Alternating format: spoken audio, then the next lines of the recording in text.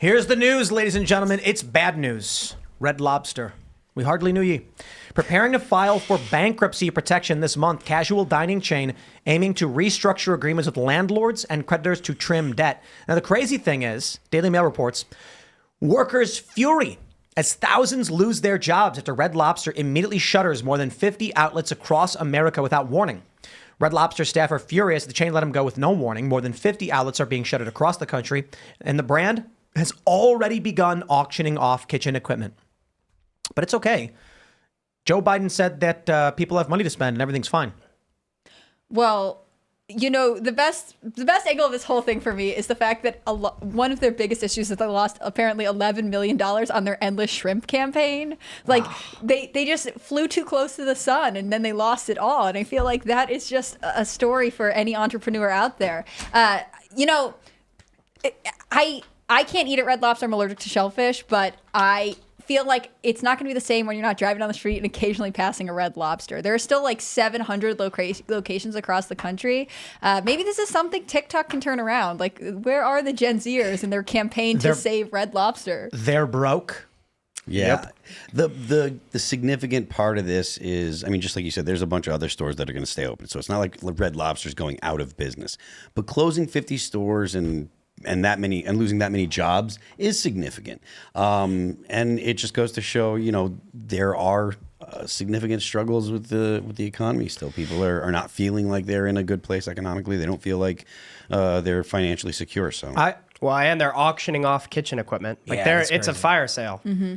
And that's, I mean, your business is not in a healthy position if you're having to file for bankruptcy protection. So if there is going to be a TikTok campaign to save them, it's got to happen in the next month. And the hard part too is like Red Lobster is a staple of sort of the middle class. Red Lobster is like a great date night spot for lots of Americans to go out. And the fact that establishment took the hit is, I think, indicative of a much bigger problem in the economy. Like, people do not have disposable income to be able to actually spend on anything outside the bare necessities. Now, I thought it was funny to lead with Red Lobster shuttering. That's the big news, right? But people need to understand that the only reason we mention the name Red Lobster is that it's a massive corporate chain.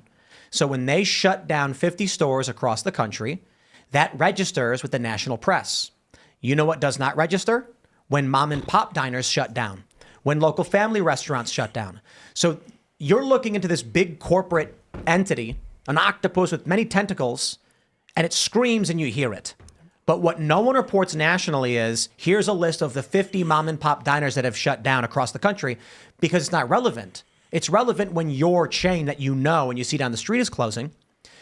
I'd be willing to bet if you look at local news, small towns, you're seeing Rick's Diner is closing after 30 years. Mm-hmm. John's Family Bakery after 80 years is shutting down. Yeah, this is just a continuation of a trend, which is, you know, probably started with COVID, I think. You know, when the shutdowns happened and people had to stay, the lockdowns happened, people had to stay home. They had to close a lot of people had businesses that they lost because of that. And then you had the issues with the supply chains and stuff, and then you had the inflation. So there's been significant stressors for the entirety of the Biden administration, and their responses, the Biden administration's responses, have been absolutely insufficient. Well, and it's interesting, too, because Red Lobster has been around since, like, 1962. So in the time that it was growing, it prevented small businesses from opening up.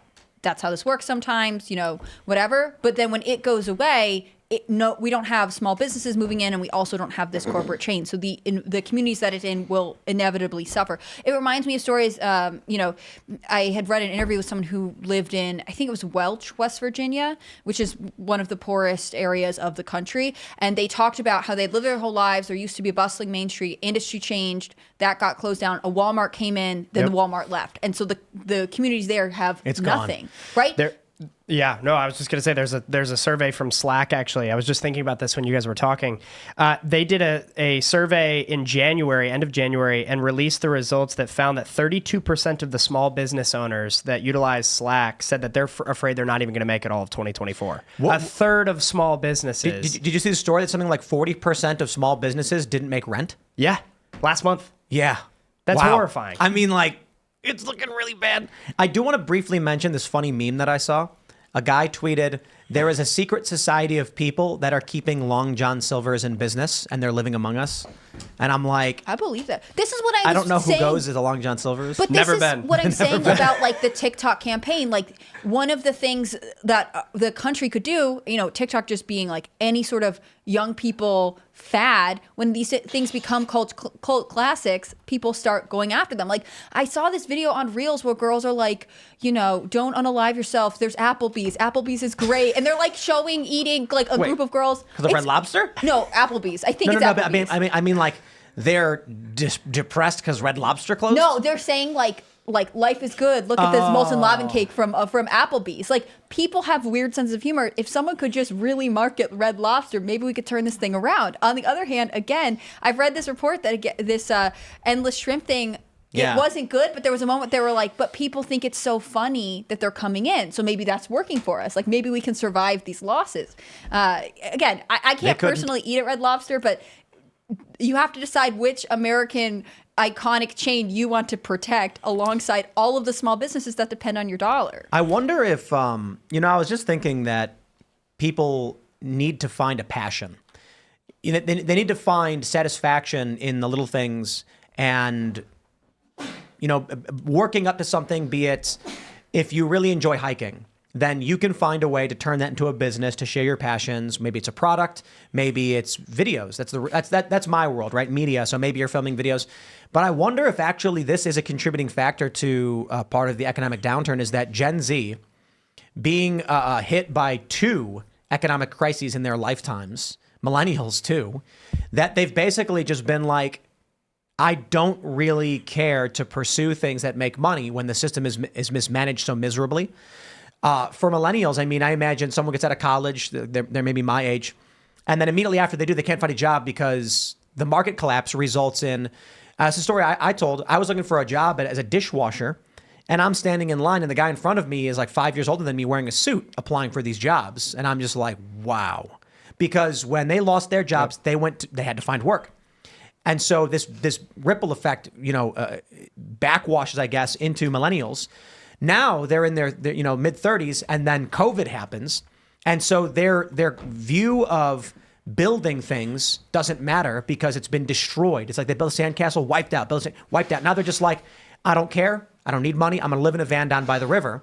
And I say it so often as a semi joke, but van life was massively popular. I don't know if I assume it still is. These videos all over the internet of people being like, I'm done. I'm leaving. Van life is basically the system in collapse. They're not having kids. They're not having family night. They're not having family dinner, which means you see Red Lobster shut down, Olive Garden's next. Yep. And the thing is, these are Endless breadsticks. I was going to say, that's a doom and gloom sad. prediction. Yeah, that is sad. Now, I don't know for sure Red Lobster's like structure, but I think they're a franchise, aren't they? So is it double one check. franchise? Either way, point being, there's a lot of businesses that are closing. This is because of these strains that our economy is seeing. And I'm gonna say this as much as I can because it's literally the most important thing that we've got going on right now is the fact is we have too much money printing, and we have an inflationary situation, and we have bills coming due with unfunded liabilities. The economic threat, the value of the dollar is the biggest threat to the United States of America going. And as long as the government continues to kick the can down the road and not do anything about unfunded liabilities, you can complain about war all you want. You can complain about any of the social situation, any policy you want.